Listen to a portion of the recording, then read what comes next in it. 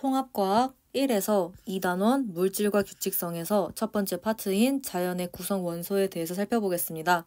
첫 번째로 우주의 시작과 원소의 생성에 대해서 알아보겠습니다.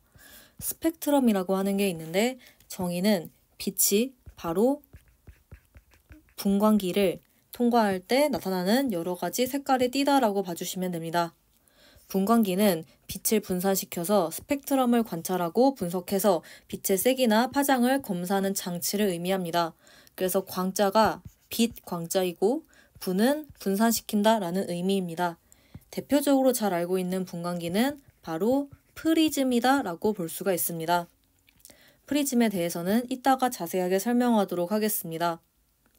이러한 스펙트럼이 나타나는 이유는 빛이 파장에 따라서 굴절이 되는 정도가 다르기 때문입니다. 그러면 스펙트럼의 종류에 대해서 살펴보겠습니다.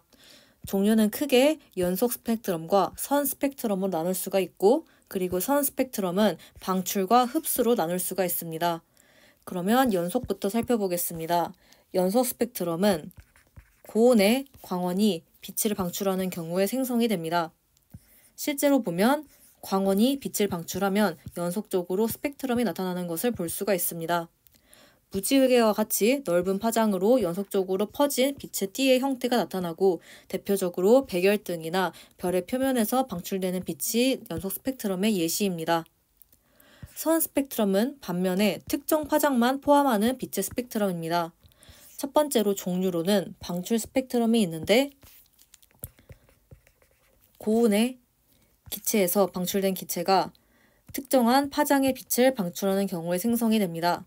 이때는 검은색 바탕에 밝은색 선인 바로 방출선이 나타나게 됩니다. 고온의 기체를 이루는 원소의 종류에 따라서 방출선의 위치가 달라진다라고 봐주시면 됩니다. 대표적으로 기체 방전관, 즉 빛을 방전시키는 관이 있고, 그리고 별 주위에 있는 고온의 성운에서 내는 빛이 방출 스펙트럼입니다. 그림을 보면 고온의 기체가 빛을 방출을 할 때 특정 파장의 빛만 방출하고 이 선들을 방출선이라고 부른다는 것을 알 수가 있습니다. 두 번째로 흡수 스펙트럼입니다. 광원이 저온의 기체를 통과하면서 특정한 파장의 빛이 흡수되는 경우에 생성이 됩니다. 연속 스펙트럼에 검은색 선이 나타나는데 이걸 바로 흡수선이라고 하게 됩니다. 저온의 기체를 이루는 원소의 종류에 따라서 흡수선의 위치가 다르다고 보시면 됩니다. 대표적인 예시로는 저온의 성운을 통과한 별빛이 있습니다. 그림을 보면 빛이 저온의 기체를 통과했을 때 연속 스펙트럼에 검은색 선이 나타난 걸 볼 수가 있는데 이걸 바로 흡수선이라고 해주게 됩니다. 그러면 스펙트럼에 대해서 조금 더 자세하게 살펴보도록 하겠습니다. 백색광, 즉 흰색의 빛을 프리즘, 즉 분광기에 쏘면 빛이 갈라지는 현상이 발생을 합니다. 이때 빨강색에서 보라색, 즉 빨주노초 파남포를 우리가 가시광선이라고 지칭을 하게 됩니다. 가가 가능하다라는 뜻이고 시가 보다라는 뜻입니다. 그래서 보는 게 가능한 빛이다라는 의미가 바로 단어 자체에 담겨 있습니다. 그래서 여기에 가시광선 표시를 하면 되고, 그리고 빨강색 쪽에 가까운 빛인데 보이지 않는다라고 하면 적외선이고, 파란색 빛에 가까운데 보이지 않는다라고 하면 자외선입니다. 그래서 우리는 빨강색에서 보라색인 가시광선만 볼 수 있고 그 바깥쪽의 빛은 볼 수 없다고 보시면 됩니다. 그리고 적외선 쪽에 가까울수록 굴절을 적게 한다는 걸 알 수가 있습니다. 조금 꺾인다 라고 볼 수 있는데 보라색 쪽으로 갈수록 많이 꺾인다, 즉 굴절이 크게 된다 라고 봐주시면 됩니다. 그래서 적외선 쪽에 갈수록 적게 굴절, 자외선 쪽으로 갈수록 많이 굴절이라고 봐주시면 됩니다. 그리고 추가적으로 알아두셔야 될 부분이 적외선 쪽으로 갈수록 파장이 길어집니다. 반면에 자외선 쪽으로 갈수록 파장이 짧아집니다. 나중에 뒤에서 다시 한번 설명을 드리겠지만 파장이 길다라고 하는 건 에너지가 작다는 의미이고 파장이 짧다라고 하는 건 에너지가 크다는 의미입니다. 그래서 이쪽으로 갈수록 에너지가 작아서 공격성이 덜하고 이쪽으로 갈수록 에너지가 커서 공격성이 크다라고 봐주시면 됩니다. 그러면 선 스펙트럼의 생성 원리에 대해서 알아보겠습니다. 원자 속에 있는 전자들은 원자 핵으로부터 특정한 거리만큼 떨어져 위치할 수 있지 연속적으로 존재를 할 수가 없습니다. 예를 들어서 원자 핵이 여기 있다라고 하면 여기에만 전자가 존재를 할 수 있다라고 봐주시면 됩니다. 이러한 전자들이 가지는 에너지를 바로 에너지 준위라고 해주게 됩니다. 따라서 전자들은 에너지 준위를 연속적이지 않고 불연속적으로 가진다라고 봐주시면 됩니다. 전자가 에너지 준위 사이를 이동할 때 흡수 또는 방출하는 빛으로부터 선 스펙트럼이 나타나는데 에너지 준위는 각 원소마다 다릅니다. 그래서 원소마다 고유한 선 스펙트럼이 나타난다라고 봐주시면 됩니다. 그래서 같은 종류의 원소에서 관찰되는 흡수선과 방출선의 위치는 동일하다라고 볼 수가 있습니다. 대표적인 예시로 수소 스펙트럼이 있습니다.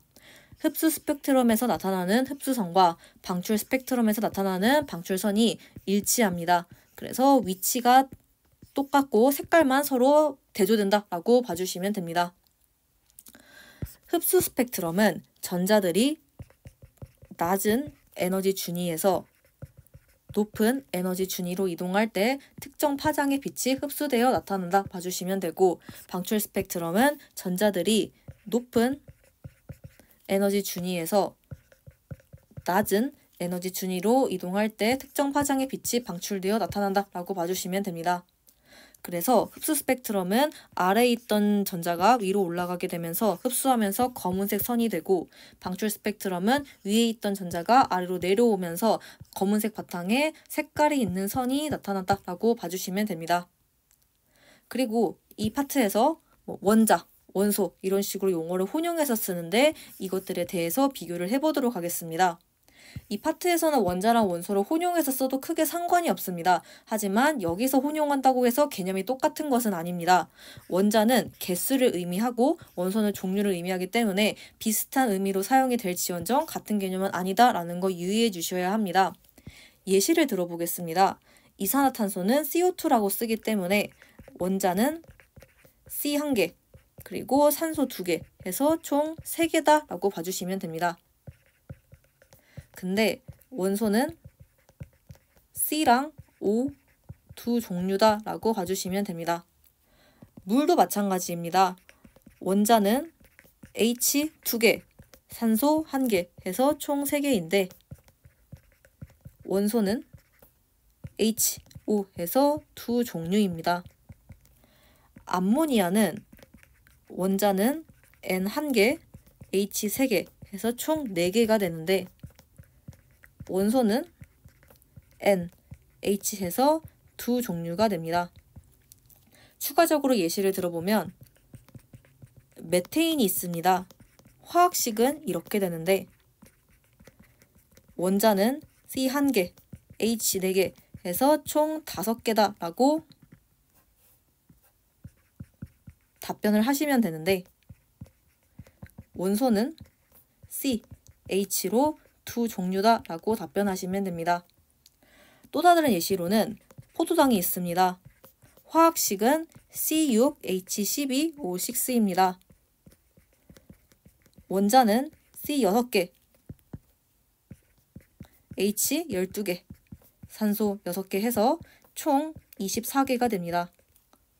하지만 원소는 CH5로 3종류가 나옵니다. 그래서 엄밀하게는 다른 표현이다 라는 거 기억하시면 됩니다.